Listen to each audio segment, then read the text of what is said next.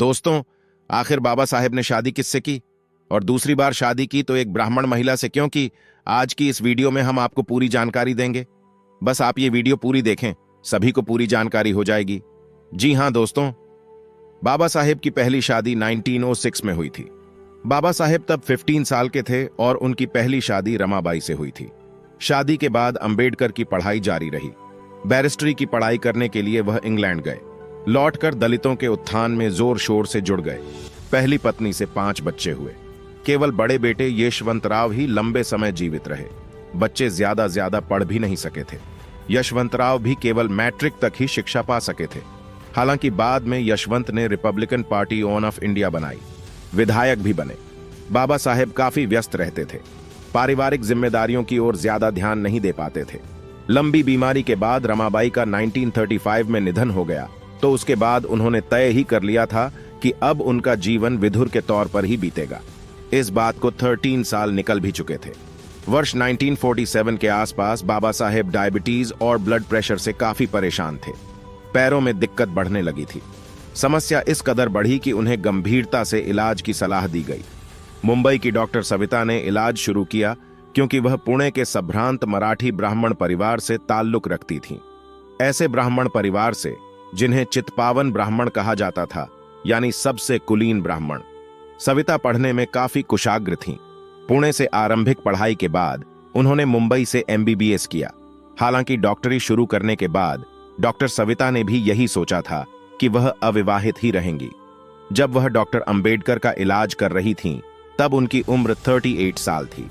हालांकि वह अपना काम इतनी बखूबी करती थीं कि एक अच्छे डॉक्टर के तौर पर उन्होंने अपनी पहचान बना ली थी। इलाज के दौरान डॉ.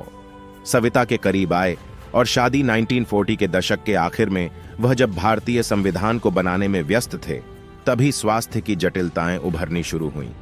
नींद नहीं आती थी, पैरों में न्यूरोपैथिक दर्द रहने लगा। इंसुलिन और होम्योपैथिक दवाएं किसी हद तक राहत दे पाती थीं। इलाज के लिए वह बंबई गए। डॉक्टरों ने सलाह दी कि उन्हें अब ऐसे साथी की भी जरूरत है जो न केवल पाक कला में प्रवीण हो, बल्कि मेडिकल ज्ञान वाला भी हो, ताकि उनकी केयर कर सके। चूंकि डॉक्टर सविता बेहद समर्पित तरीके से इलाज कर रही थीं, लिहाजा वो उनके करीब भी आ गए थे। नजदीकियां कुछ इस तरह बढ़ीं कि उन्होंने सविता के सामने विवाह का प्रस्ताव रखा। वो जब मान गईं, तो 1948 को दिल्ली स्थित अंबेडकर के आवास पर दोनों की शादी हुई। डॉक्टर भीमराव अंबेडकर और उनकी दूसरी पत्नी सविता, जो पेशे से जानी मानी डॉक्टर थीं। इलाज के दौरान अंबेडकर के नजदीक आ गईं। इसके बाद कई तरह की बातें और विवाद शुरू हुए। तमाम बातें कही गईं। ब्राह्मणों ने अंबेडकर की दलित राजनीति और विचारधारा पर सवाल खड़े कर दिए। नाराज दलितों के एक वर्ग का कहना था कि इससे गलत तो कुछ हो ही नहीं सकता था।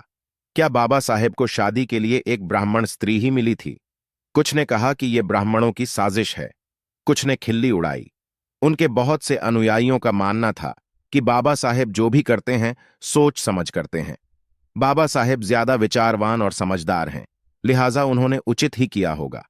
विवादों को किनारे रखें तो कोई शक नहीं कि डॉक्टर सविता माई, बाद में उन्हें माई ही कहा जाने लगा था, ने पूरी निष्ठा से मरते दम तक अंबेडकर का ख्याल रखा। वह उनकी सेवा में जुटी रहीं, यहां तक कि अंबेडकर खुद उनके समर्पण और सेवा की तारीफ करते थे। जब उन्होंने अपनी किताब द बुद्धा एंड हिज धर्मा लिखी, तो पहली बार में ये बगैर भूमिका के प्रकाशित हुई। 15 मार्च 1956 को बाबा साहेब ने इसकी भूमिका फिर लिखी। नई भूमिका के साथ किताब को फिर प्रकाशित किया जाना था। भावुक अंदाज में इसमें लिखा कि किस तरह उन्हें पत्नी से मदद मिली। अंबेडकर के निधन के बाद नाराज करीबियों और अनुयायियों ने प्रकाशक पर दबाव डाला कि यह भूमिका हटाई जाए। इस तरह वो फीलिंग्स लोगों के सामने नहीं आ सकी जो उन्होंने पत्नी के बारे में लिखी थी। ये बात 1980 में सामने आई, जब पंजाबी बौद्धिस्ट लेखक भगवान दास ने उनकी उस भूमिका को दुर्लभ भूमिका के रूप में प्रकाशित किया। जब अंबेडकर के निधन के बाद दूसरी पत्नी पर आरोप लगे, हालांकि निधन के बाद अंबेडकर के बेटों और करीबियों ने सविता माई पर उनका ध्यान नहीं रखने का आरोप भी लगाया। उन्हें अंबेडकर आंदोलन से अलग कर दिया गया। उन्होंने खुद को दिल्ली में अपने महरौली स्थित फार्म हाउस तक समेट लिया। बाद में युवा रिपब्लिकन नेता रामदास अठावले और गंगाधर गाड़े दोबारा अंबेडकर आंदोलन को मुख्य धारा में लौटाकर लाए। हालांकि उम्र बढ़ने पर वह फिर अलग हो गईं। उन्होंने बाबा साहेब पर संस्मरण बाबा साहेबंचा सहवासत लिखा। उन पर नी फिल्म में योगदान दिया। सविता माई का वर्ष 2003 में 94 साल की उम्र में मुंबई के जेजे अस्पताल में निधन हो गया। और आप सभी चैनल पर नए हैं तो चैनल को सब्सक्राइब कर लेना, जिससे कि बाबा साहेब के विचार और कुछ नई जानकारी आप सभी को मिलती रहे।